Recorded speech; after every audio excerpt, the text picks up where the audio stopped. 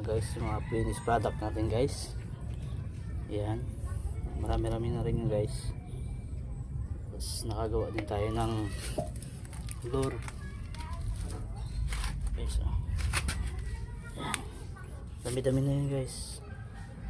Mga ano lang yan, mga retataso guys na galing sa candy straw. Yung in-order lang natin guys, yung mata ng ano, mata ng isda, yung fake eyes ng isda guys. Yan, yung mga yan guys, yung mga crystal na yan guys, ano yan, galing sa balat ng candy yan.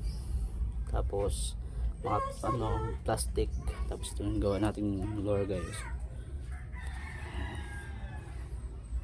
Yan. Yan guys, gawa nating lure yan.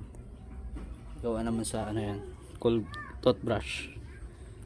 So tabayanan nyo na ma-action nating laban pagdating natin ng probinsya guys, pag nakabakasyon na tayo.